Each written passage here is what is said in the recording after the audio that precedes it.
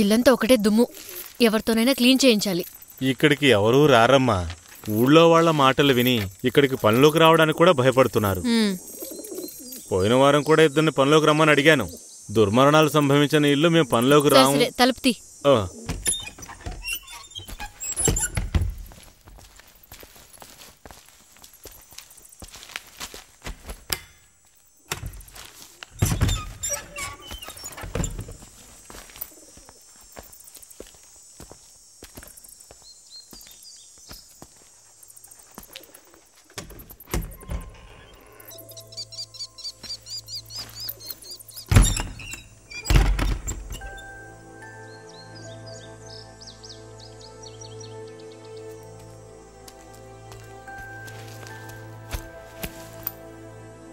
Edwin, ఎందుకురా భయం?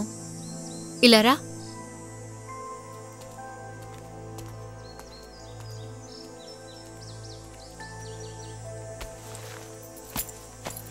రా. చూసావా, దెయ్యాలు భూతాలు ఏమీ లేవిక్కడ, అవునా? ఏంట్రా, ఏమీ లేవిక్కడ, సరేనా? ఎడ్విన్, అదంతా నీ భ్రమే. Nothing is true. రా.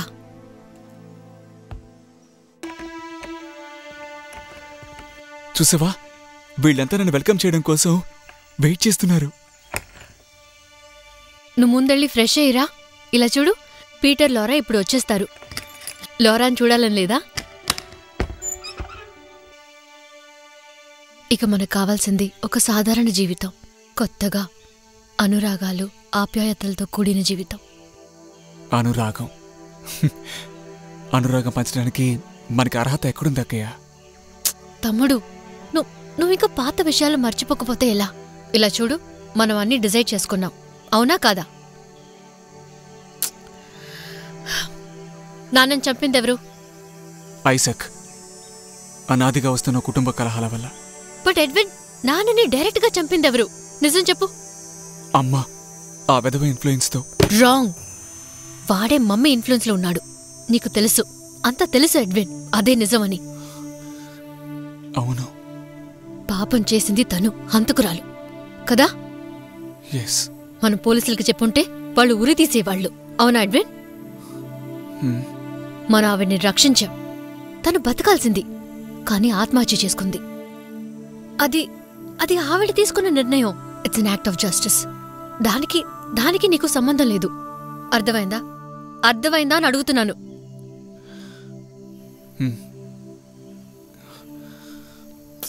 ఎడ్విన్, ఇప్పుడు నీకు అంతా అర్థమైంది, అవునా?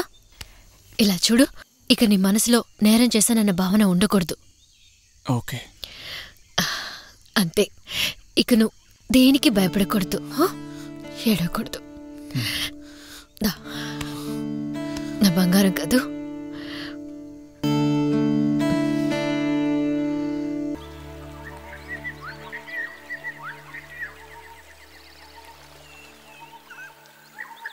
మా నాన్న చనిపోయిన రోజు నువ్వు చెప్పింది నాకు ఇంకా గుర్తుంది.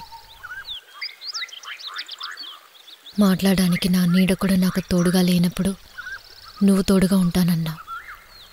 ఇక మన మధ్య ఎటువంటి అనుబంధమూ లేదు. ఇప్పుడు నాకు కొన్ని నిజాలు తెలియాలి. ఒకసారి ఇలా చూడు రజిత, చనిపోయిన ఈ వ్యక్తి ఎవరో నీకు తెలుసా?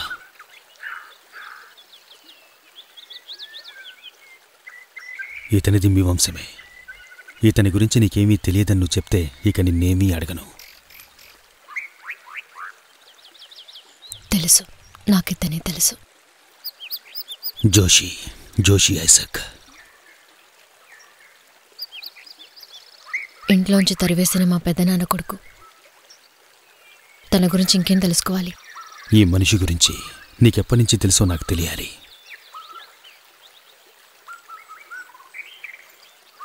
మొదటి అధ్యాయంలో ఒక కథ ఉంది. దావీదు కొడుకు అబ్సలీంకి తన సోదరి మీద దురదృష్టవశాత్తు కామవాంఛలు ఏర్పడ్డాయి.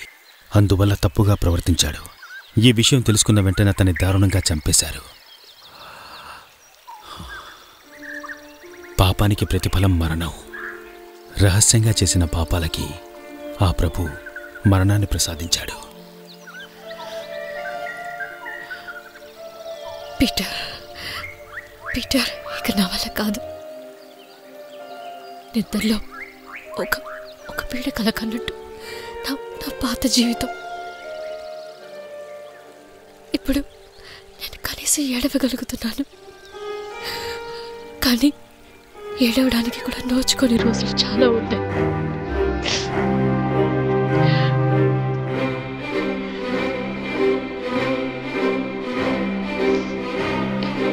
నువ్వు ఏడిస్తే నేను తట్టుకోలేను, అందుకే నేనేమీ అడగను, నువ్వేమీ చెప్పొద్దు. ఇక నేను ప్రశాంతంగా బతకాలి. ఒక మామూలు ఆడపిల్లలు, నువ్వు నన్ను ఆ కుటుంబ పిల్లలా చూడకు. నన్ను ఒకసారి చూడు పీటర్. నీ అందమైన కళ్ళ నుంచి ఒక్క చుక్క కూడా కన్నీరు రాకూడదు. ఇక దేని గురించి ఆలోచించు, అంతా మర్చిపోయి కొత్త జీవితం ప్రారంభిద్దాం.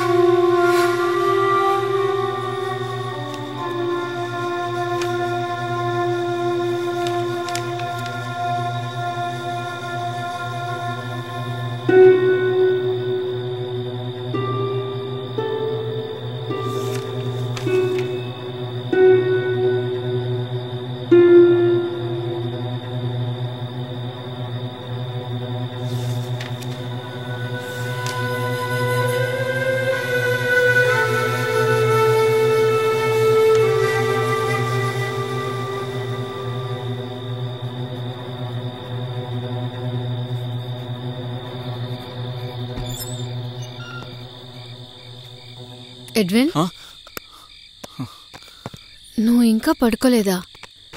రాత్రి పగలు క్షణం కూడా నిద్రపోకుండా నీ రూమ్లో ఏం చేస్తున్నావు?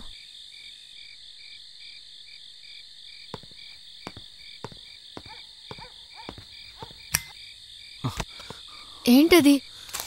ఏం రాస్తున్నావు ఎడ్విన్? అది నేను నీకెందుకు చెప్పాలి? ఏంట్రా, నేను తెలుసుకోకూడదా? ఏమైందిరా నీకు? నువ్వు తెలుసుకోవాలా? ఓహో, సరే సరే, నాకు సంబంధించినవన్నీ నీకు తెలియాలి, అంతే కదా? బట్ నీ గురించి నేనేం తెలుసుకోకూడదు. బీచ్లో కలిసిన టాటూ మేకర్ గురించి, ఫర్ ఎగ్జాంపుల్ ఇప్పుడు పీటర్ గురించి చెప్పు. చెప్పడానికి ప్రత్యేకంగా ఇప్పుడు నాకు తెలుసు, నువ్వు పీటర్ని పెళ్లి చేసుకోబోతున్నావు, అంతేగా? అంటే నన్ను ఒంటరివాణ్ణి చేసి వెళ్ళిపోవాలనేగా నీ ప్లాన్? చూస్తూ ఉండు, అది జరగనివ్వను.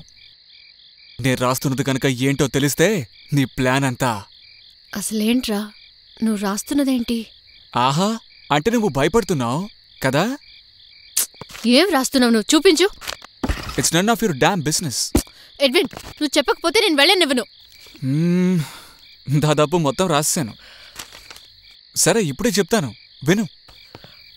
మన వంశానికి ఏకైక వారసుడు మిస్టర్ ఎడ్విన్ అబ్రహాం.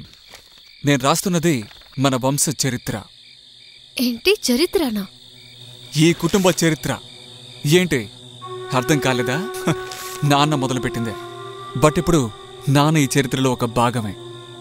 తరతరాలుగా కొనసాగుతున్న క్రైమ్ హిస్టరీ. చనిపోయిన మన పూర్వీకుల జీవితాల మీద పడ్డ రక్తపు మరక మన జీవితాల మీద పడింది. ఎందువల్ల? అర్థమైందా నీకు? నిజంగానే నువ్వన్నీ రాసావా? మన వంశంలో చాలా ఇంట్రెస్టింగ్ అయిన క్రిమినల్వి నువ్వే. ఎస్. ఎడ్విన్, ఏంట్రా, ఎందుకురా నా గురించి అలా మాట్లాడుతున్నావు? నిజమే అది. ఈ కుటుంబంలో ఎంతోమంది చేసిన పాపాలు చివరికి నిన్ను కూడా వదల్లేదు. రెజినా, నీకు అమ్మంటే అసూయ కదూ? మన నాన్నొక్కడే చాలు నీకు. నువ్వు కోరుకున్నది ఇదే. Stop it. నేనిక వినలేనురా. నువ్వు నన్ను ఇలా టార్చర్ చేస్తే నువ్వు నన్ను చంపేస్తావు. ఫైన్, ఐసక్ని లేపేయడానికి మనం ప్లాన్ చేసినట్టు. అలాగే నన్ను కూడా చంపే. నాకు జీవితం మీద విరక్తి పుట్టింది.